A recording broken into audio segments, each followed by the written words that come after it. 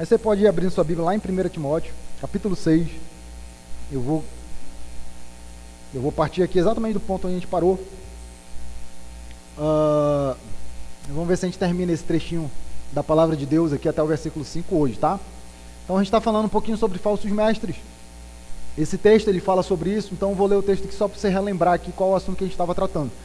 Se alguém ensina falsas doutrinas e não concorda com a sã doutrina de nosso Senhor Jesus Cristo e com o ensino que é segundo a piedade, é orgulhoso e nada entende, esse tal mostra o interesse doentio por controvérsias e contendas acerca de palavras que resultam em inveja, brigas, difamações, suspeitas malignas, atritos constantes entre pessoas que têm a mente corrompida e que são privados da verdade, os quais pensam que a piedade é fonte de lucro, tá? E não deixe de perceber que tem um lobo aqui disfarçado de ovelha, tá bom? Não deixe de perceber na imagem isso daí, porque a ideia é exatamente essa. Quando a gente chegar aqui no finalzinho do versículo, você vai entender isso daqui. Finalzinho do versículo 5, pensam que a piedade é fonte de lucro, tem tudo a ver com essa imagem aqui, tá bom? Então quando a gente chega lá, você vai entender melhor isso daí, tá? A gente leu já 1 Timóteo, capítulo 1, que tem muito a acrescentar para a gente entender esses 3 versículos aqui. Nós já passamos por isso. Textos que falam sobre falsos mestres. Então, nós já demos uma pincelada em cada um desses textos aqui, que contribuem para o nosso entendimento de quem que é essa figurinha aqui, né? Quem que é essa pessoa aqui, que às vezes causa tanto estrago dentro das igrejas. Falamos aqui sobre essas doutrinas. Então, gente, qualquer doutrina que não está em harmonia com a palavra de Deus é falsa doutrina, tá bom? Não existe 2 doutrinas autênticas, só existe uma, tá? Então, ou é essa, ou qualquer outra, por mais diferente que seja, é falso, tá bom? Só existe uma doutrina. Então, se não concorda com a sã doutrina do nosso Senhor, e essa doutrina ela promove a vida de piedade, né? Então, esse é o critério, tá bom? Você tem isso estabelecido na palavra de Deus. Então, você usa a palavra de Deus para identificar as falsas doutrinas. Lembra disso daqui, ó? Vocês estão comigo, gente? Capítulo 4 de 1 Timóteo. Ele vai falar daqueles falsos mestres, homens, né, que são usados para proclamar doutrinas de demônios. Lembra disso daí? Está lá no capítulo 4. 1 Timóteo, capítulo 4, os versículos iniciais. Então, homens que têm a mente corrompida, que são têm a mente cauterizada, né, a consciência cauterizada. E aí, olha como Paulo ele ensina ali, porque, se não me falha a memória, ele vai falar de 2 assuntos. Homens que dizem, primeiro, que você não pode comer aquilo que Deus estabeleceu para que você comesse. Mas como é que Paulo ele chega a essa conclusão? Porque ele conhece a palavra. Ora, então se você está dizendo que eu não posso comer, e a Bíblia está dizendo que eu posso comer, quem que está errado? A Bíblia ou quem diz o contrário? Então, essa é a dinâmica, você precisa conhecer a Bíblia. Aí ele vai dizer das pessoas, né, ele diz assim, estão incentivando que não se casem. Gente, aí você tem, é Bíblia. Quem que instituiu o casamento? Deus! Como que a sua doutrina pode ser verdadeira se você está dizendo uma coisa que está na contramão daquilo que Deus ensina? Mas para isso eu preciso...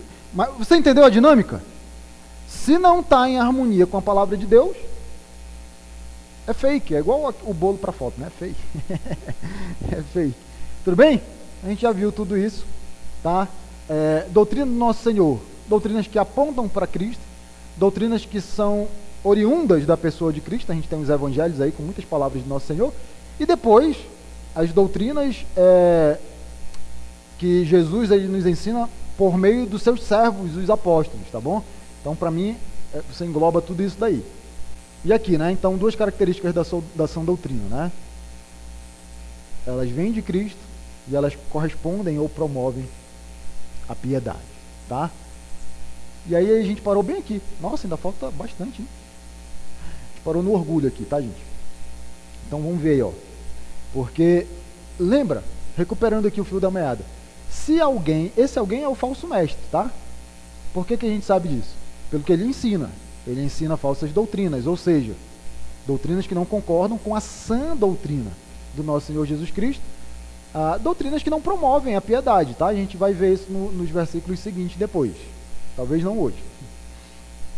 Olha outra característica. Então, você tem características aqui, gente, do falso mestre, né? Características do falso mestre. Ele ensina falsas doutrinas. Então, gente, ensinou falsa doutrina? É falso mestre. Tudo bem? Ensinou falsa doutrina é falso mestre. Tá bom? Sabe o que é assustador de você entender isso? É que isso multiplica o número de falsos mestres. Você já pensou nisso daí?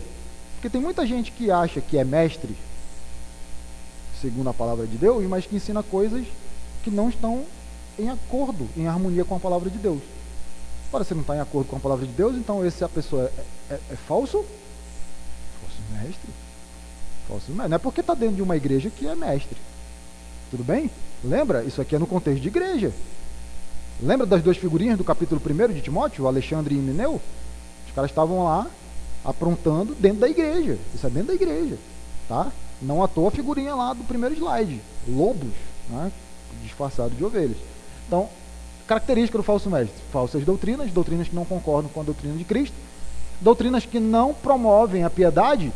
E outra faceta, né? Outra característica desse falso mestre é que ele é orgulhoso e nada entende, né? Orgulhoso e nada entende. Nada entende porque assim, né? Se está promovendo falsa doutrina é porque não entende nada mesmo, não. Gente, não existe nada pior do que você deturpar a palavra do Senhor. Não existe nada pior do que fazer isso. Então, uma pessoa que se preza a fazer isso, só pode mesmo ser um tremendo ignorante. Porque, gente, qualquer pessoa em sã consciência não brinca com isso. Não brinca com isso. Isso aqui é questão muito séria. Pensa comigo, que outra coisa existe no mundo mais poderosa do que a palavra de Deus? Pensa aí. Existe? A bomba atômica, pastor? Não. Outra coisa. De verdade, que existe. O Sol? Não. O Thanos? Não, aí Thanos não existe. Nem com a manopla do infinito. Gente, não existe nada mais poderoso. O que você tem na sua mão aí, palavra de Deus, isso é eterno. Isso é a palavra de Deus. O que você conhece que seja pelo menos perto disso? Não existe. Então é muito sério. Então uma pessoa que tenta brincar com isso só está mostrando uma coisa, que de fato nada entende, tá? E o orgulhoso, né? Gente, olha quantas recomendações a Bíblia tem para nós aqui a respeito do orgulhoso, né? O Senhor detesta os orgulhosos. Gente, só aí, rapaz, eu não terminei nem de ler todo o versículo, mas só isso aqui, ó, Provérbios 16:5, o Senhor detesta os orgulhosos. E, gente, só de ler isso aqui, já faz com que eu adote uma postura humilde. Só de ler isso aqui, porque, rapaz, tem lugar pior para você estar do que entre aqueles que Deus detesta? Você acha que eu quero que Deus me deteste? Mas quem que ele detesta? Os orgulhosos. Então o que é que eu não tenho que ser? Orgulhoso. Rapaz, isso daqui já resolve muita coisa comigo. Né? Você tem que ter um coração ensinável também. Você lê um texto desse, você não quer ficar nessa condição, então você já luta com todas as suas forças para não ficar nesse grupo aqui. Mas olha só, continua, né? Os orgulhosos de coração, sem dúvida serão punidos.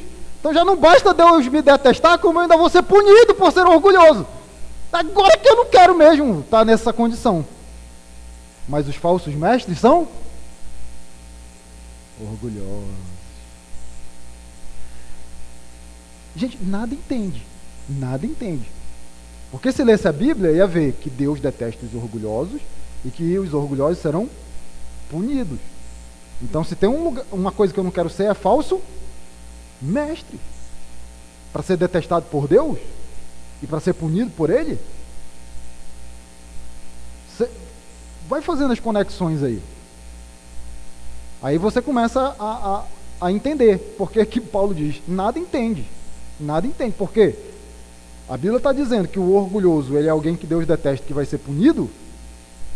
E uma pessoa que se põe nessa condição só pode ser uma pessoa que nada entende. Ou você sabendo disso, você quer ser orgulhoso. Olha lá, Provérbios 16:18. Contexto aqui, né? O orgulho vem antes da destruição o espírito altivo antes da queda. Então o orgulho me leva à queda, né? Mas ele nos concede graça maior, por isso diz a Escritura, Deus se opõe aos orgulhosos. Está parecido lá, né? Deus detesta os orgulhosos, mas concede graça aos humildes. Tiago 4,6, mas ele está citando Provérbios 3,34, isso aqui aparece em 1 Pedro 5,5 também. Isso daqui é bem legal, gente, porque você tem aqui o paralelismo antitético, né? Você tem o orgulho na linha de cima, você tem a humildade na linha de baixo, fazendo um contraponto a linha de cima com a linha de baixo. Então, olha a postura de Deus em relação ao orgulhoso. Você tem a oposição de Deus. Mas olha a postura de Deus em relação ao humilde. Ele concede graça ao humilde. O que você quer de Deus? A oposição ou a graça? Então, não seja orgulhoso, seja humilde. A gente precisa entender essas coisas. Então, já deu para perceber que é humildade eu não deturpar a palavra de Deus. Já deu para perceber que é humildade eu não usar a palavra de Deus para benefício próprio, tentando manipular as pessoas para me dar bem em cima dessas pessoas. O nome disso é orgulho. E eu vou ganhar a oposição de Deus. E eu não quero oposição, eu quero a graça. Tudo bem? Gente, eu tive que trazer esse texto aí, cara. Eu não deu para evitar. É uma citação grande. Tem uma outra citação grande do Lupriolo também, mas é aquele tipo de contribuição que a gente não pode não mencionar. Gente, Richard Baxter, isso aqui, ó, século 17, lá 1600 e alguma coisa. Tem um livro do Richard Baxter que chama O Pastor Aprovado. Cara, que livro espetacular desse irmão aí, desse rapaz aí. Se você não leu, dê um jeito, acha aí, procura. Eu ia dizer que eu empresto mesmo, mas não, compre mesmo, melhor.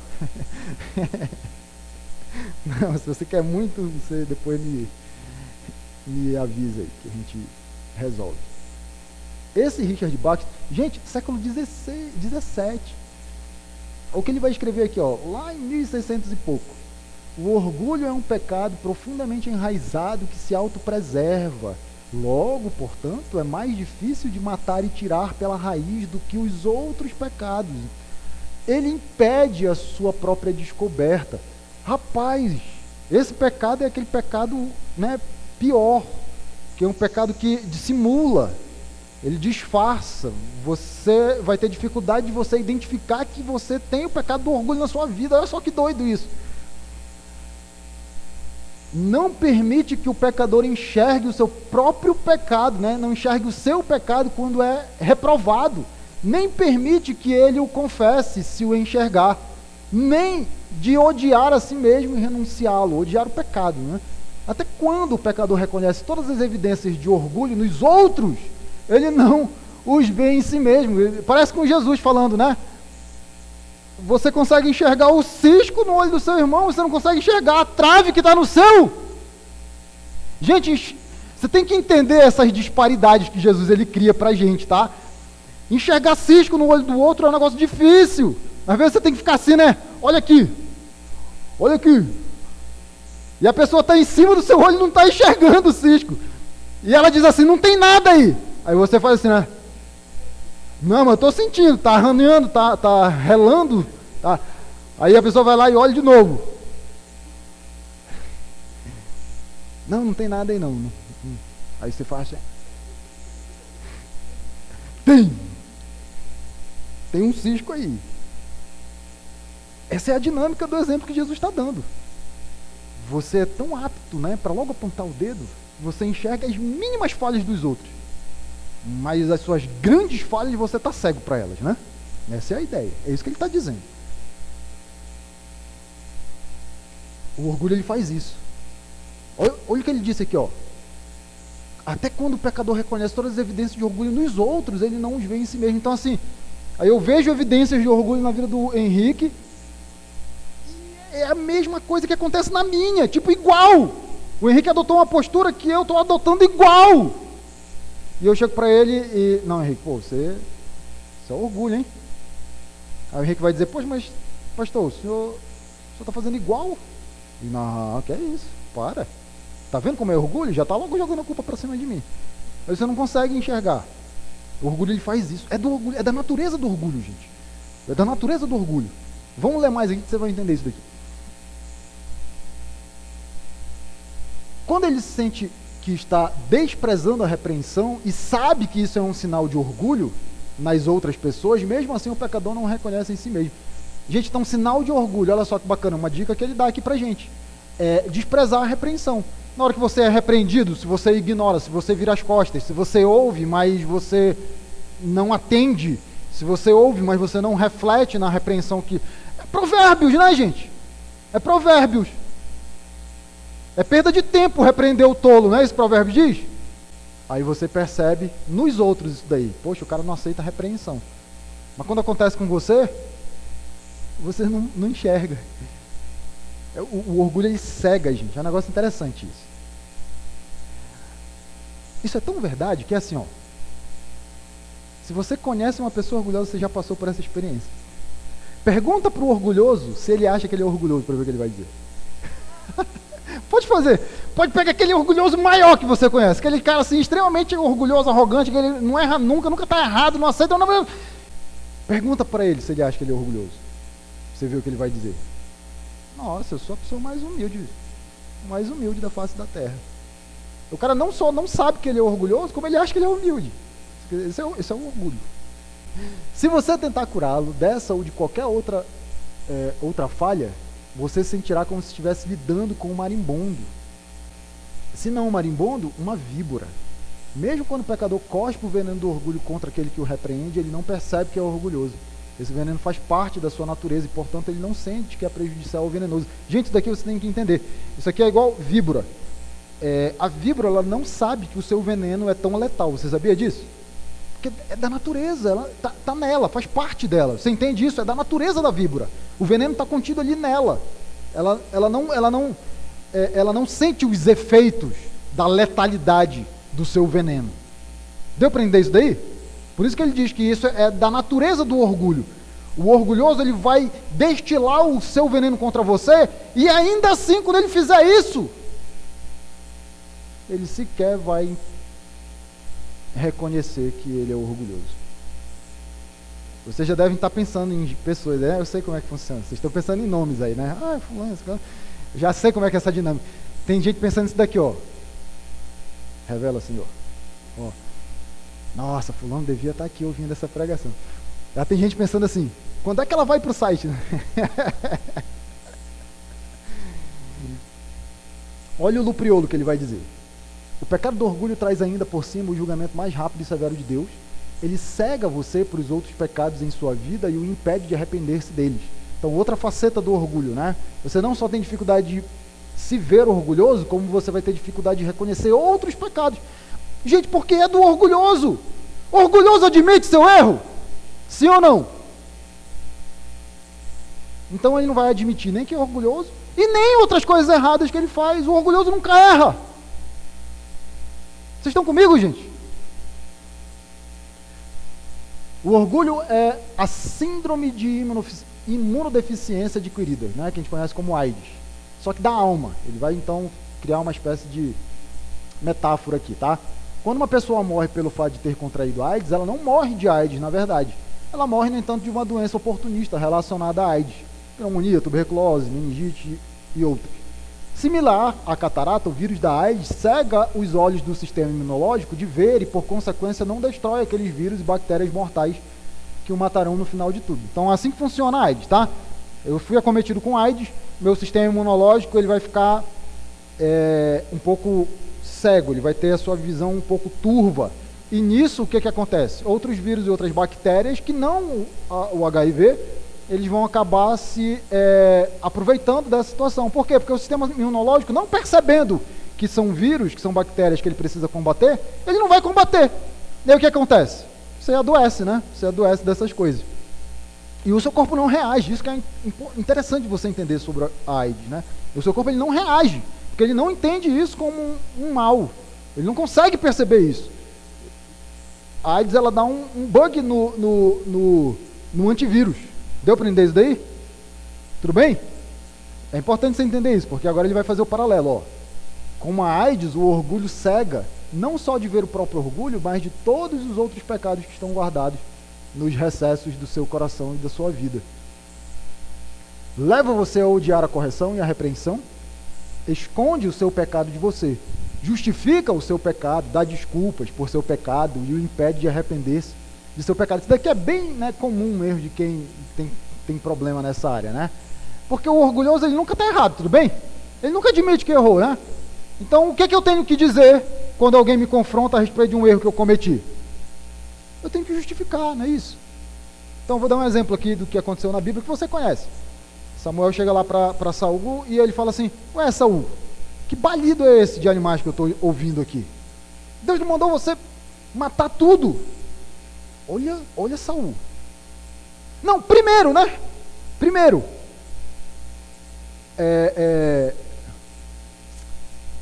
aquela outra situação em que Saul deveria esperar Samuel. E Saul oferece os sacrifícios antes de Samuel chegar. E Samuel manda aquela, né? É melhor obedecer do que sacrificar. Então Saul, ele levanta algumas desculpas ali. Lembra? O povo, né, estava agitado, já estava dispersando. Então o que eu fiz? Eu ofereci logo o sacrifício para poder a gente ir lutar. Então Saul sempre tinha uma desculpa. E aí a outra situação, que era essa que eu estava falando, dos animais que Saul deveria ter matado e ele não matou. E olha a justificativa de Saul: não, Samuel, nós separamos os melhores animais para oferecer em sacrifício ao nosso Deus. Então, você percebe? Saul sempre tinha uma justificativa, sempre tinha uma desculpa para dar. Ele nunca assumia o seu erro. Gente, Davi adulterou e mandou matar um homem. Mas quando Natan foi lá e disse: ó, você é esse homem, Davi, ele cai prostrado no chão e chora amargamente e reconhece o seu pecado. O pecado de Saul, né, pensando, nem foi pior do que o pecado de Davi. Davi matou um homem da sua confiança. Urias confiava em Davi. Mas quando Natan vai lá e confronta Davi, ele se derrama diante de Deus. Aí ele escreve o Salmo 32. Os meus ossos parece que estão sendo esmagados.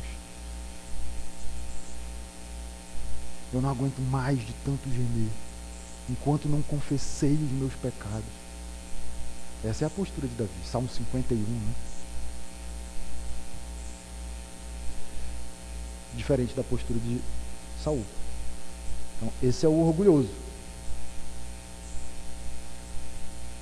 Ele engana você, levando a pensar que está espiritualmente bem, né? É aquele exemplo do Novo Testamento do justo orando, né? Justo entre aspas, porque a palavra está justo ali, mas é ele que se julga justo. Obrigado, Senhor, porque eu não sou igual a esse pecador miserável aí do lado que está orando. Eu dou dízimo, eu cumpro com todos os ritos religiosos, eu sou o cara. Se você é o cara, por que você precisa de Jesus?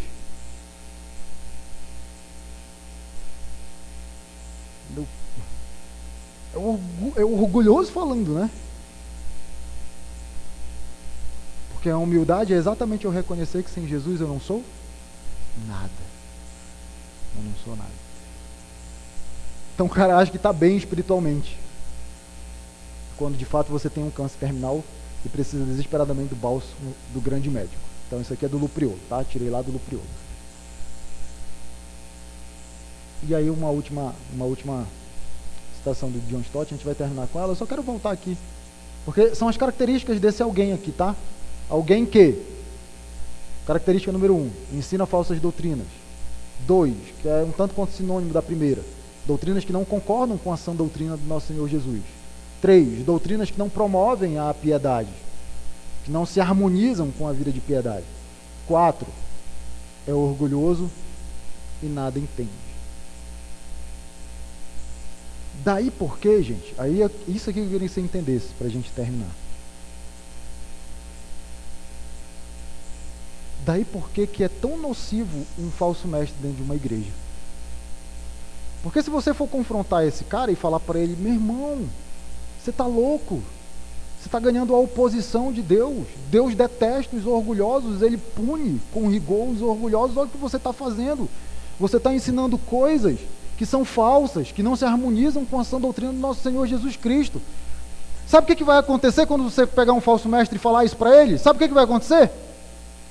Ele vai odiar você, porque ele é orgulhoso na cabeça dele. Ele não está fazendo errado. Ele não se percebe fazendo errado. Ainda que ele faça isso para benefício próprio, para tirar proveito, na cabeça dele, ele é justo.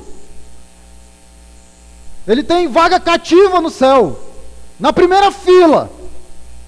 Sabe os lugares mais nobres? Você já viu aquela primeira fila quando você vai assistir um jogo da NBA, vocês que gostam de basquete? Cara, aquele lugar ali, aquilo ali é para poucos no mundo. Os caras que sentam ali. Mas o orgulhoso acha que vai estar lá, assistindo as coisas de camarote. Sabe, ele vai estar num camarote, eu sei que ele vai, mas não no céu. Não no céu. E vai ter um outro camarote que ele vai preferir nunca ter conquistado. Mas é porque nada entende. Trocou a herança do nosso Senhor Jesus por aquilo que esse mundo pode oferecer. Esse é o falso mestre, é o orgulhoso. Então, John Stott ele vai dizer isso para mim, para a gente. Com efeito, afinal, há apenas duas possíveis respostas à palavra de Deus. Uma é nos humilharmos e tremermos diante dela, então a sã doutrina, né? Outra é endurecer o coração, ficar com uma dura cerviz e rejeitá-la. E aí você sabe, por óbvio, que o orgulhoso adota a segunda resposta: endurecer o coração, endurecer a cerviz e rejeitar a repreensão e a sã doutrina. Meus queridos, crente que conhece a palavra de Deus não pode dar nem brecha para o orgulho. Tudo bem? Se tem uma coisa que eu falo para os meninos aqui que me ajudam com as pregações, é que a gente está muito mais interessado no caráter do que na eloquência, do que na desenvoltura, em qualquer uma dessas capacidades e qualidades. Caráter. É isso que Deus quer de nós. Não um coração orgulhoso. Vamos orar? Deus, obrigado pela tua palavra, Pai. E obrigado, Deus, porque assim, como nós temos alertas, né? Como nós temos assim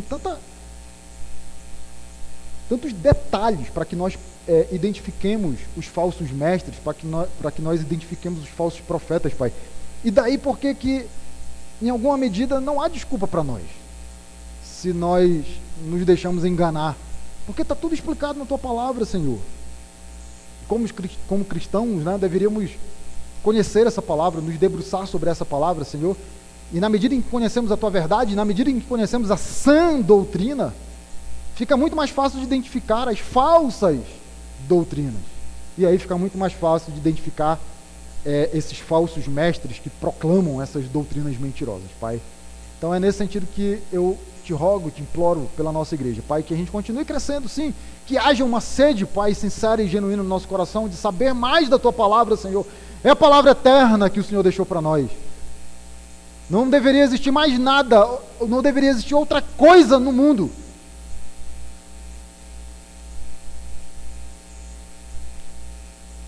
que nos motivasse e que fosse alvo do nosso desejo, como deveria ser a tua palavra para nós, Pai. E na medida em que conhecemos, temos aí as características para reconhecermos, Pai, esse falso evangelho, essas falsas doutrinas e esses falsos mestres, e não sermos enganados por essas coisas, Pai. Então que continuemos a crescer na tua palavra, Senhor, para que não sejamos, Deus, levados de um lado para o outro por ventos de doutrina, como Paulo fala em Efésios, Pai. Abençoa a nossa igreja, Deus, faz a tua vontade, dá-nos uma boa semana, Senhor. É a nossa oração, Pai, em nome de Cristo Jesus, Senhor. Amém, Deus. Que a graça do nosso Senhor Jesus Cristo, do amor de Deus e a comunhão do Espírito Santo seja com cada um de nós. Amém? Deus abençoe a todos.